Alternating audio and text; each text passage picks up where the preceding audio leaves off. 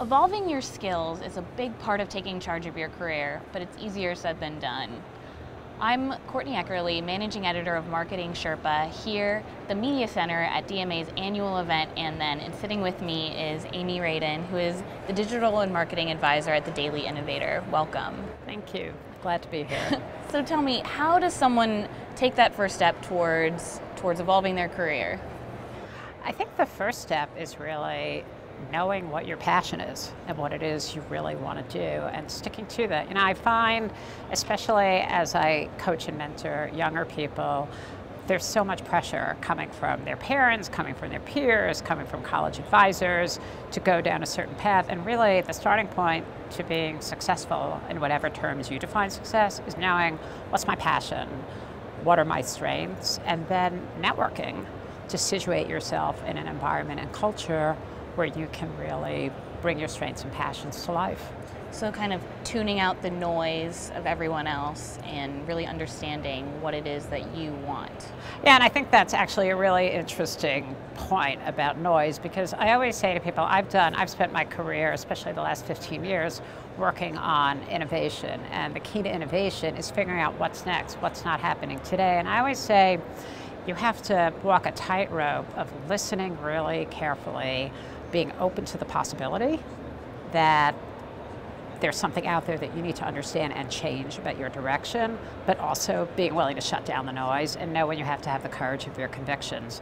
And whether it's applying that advice to figuring out, do I go to market with some exciting idea that's never been tried before, or how do I think about myself and my career? And I think as you choose your network, you've got to be a really open listener, but always relate the advice back to, well, what's right for me? What's going to help me realize my passions and my goals? And you know, sometimes people are projecting their own needs and wants on you, and you have to know when to tune that out a little bit.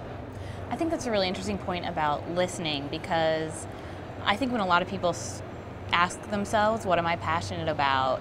They think that it's a singular journey and it's something that they have to figure out alone. But listening to other people and finding someone's career that you admire or that you want to look towards and listening to them is a really interesting way to figure out what you're passionate about. Yeah, and listening to me is the key. And I'll to relate a bit of my own personal story. I've spent a very long time, more than I want to acknowledge, in the large corporate world, in big consumer financial services marketing jobs. And I was very successful, and I had great jobs, worked with great people. About a year ago, I decided I want something different. I have other things that I'm passionate about, and I want to have a different career. So I left. And what I did almost exclusively for about 6 or 8 months was go out and listen to people. And I was lucky that I had the ability to do that. I had, saved, and I was in a position where I could take some time off from work, but I probably met with over 200 people and all kinds of different people. And I listened, learned what they were doing, and ended up making choices that have been great for me that I never would have made had I not done that. And it's a constantly evolving process, and something you really have to check in with yourself on. What do I want? Is this still something that I want to work towards and put my energy towards? That's right. And I think there's, for anybody in the marketing field on any dimension, there is so much happening today that the opportunity is available to you if you tune into your passions and strengths and connect with the outside world on a continuous basis. You will just continue to open doors for yourself. And I took a very, maybe not the typical path, and that I actually stepped out. A lot of people aren't willing or, able to do that. But if on an ongoing basis, you're always out listening and connecting, you will just open doors, and you will learn things about yourself that you never knew that help you continually evolve your career. And I think another good lesson too is, even if you love what you're doing and you're very lucky, it's never a bad thing to want more and to keep pushing farther. That's true. And more, I think, it depends more of what. Yeah. For some people, I think, an old, not to stereotype, but 80s definition may have been, more wealth, more money, more stuff. I think now, particularly as I, look at millennials, and I happen to be the lucky mom of 2 millennial kids, their definition of more is very, very different.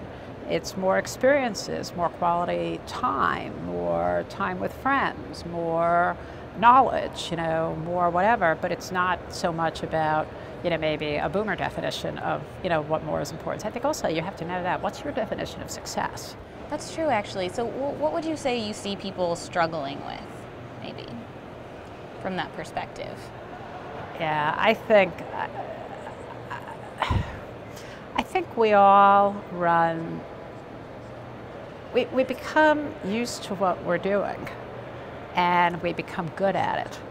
And it becomes very difficult to step aside and reframe. So there's a notion in innovation called reframing, and a big obstacle to innovation, and really this is about innovating yourself in your career. A big obstacle to innovation is people's inability to reframe.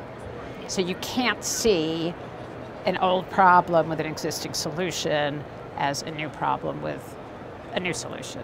So yesterday I teach marketing class at NYU, and we were talking about Warby Parker last night in class, and how Warby Parker, their innovation was being able to see the opportunity to create a great experience around buying eyeglasses and not have it be this irritating chore where you felt you might be compromising your identity because of the glasses, the way they made you look. And so they were able to reframe the eyeglass buying experience. And I think the same thing applies to your career.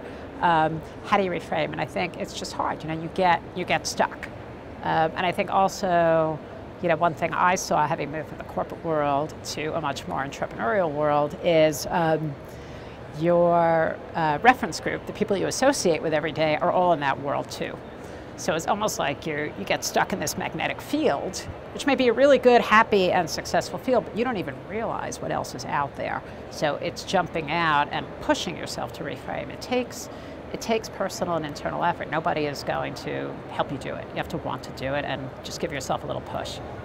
What are some specific ways that people could maybe push themselves in that way and drive themselves to expand their view? I think just the way I started years ago, I was lucky to have a mentor who really pushed me on the value of networking. And networking, it really means just establishing relationships with people. It's not this, there's no other meaning to it. It's not about going to try to get something from somebody. It's really establishing a relationship, and just I started by setting a ridiculously achievable goal. I said once or twice a month, I'm going to go out and meet with somebody, have a cup of coffee, go call on somebody with no business agenda. My only agenda is to learn from them, hear from their experience, get their advice and guidance. And I think if you start by just setting a ridiculously achievable goal that you can then meet, you realize how it pays off. And I eventually started doing more and more of it, and found that the networking was actually starting to help me be successful in my job. So then I could justify the work time on it. And to network not just with people like you, but actually to try to meet people who are really out of the box and really different from you. So my rule is I like to meet with people who would enjoy knowing someone like me. And I have no other filters in terms of the sector, how old they are, their title, their job function. I just want to meet people who want to know me, and so they'll be open to having a good conversation. Great. Well, Amy, thank you so much for sitting down with us. You're welcome. Really fun. Hope the rest of the conference is great. Yeah. And if you would like to see more videos from And Then, please visit MarketingSherpa.com/DMA.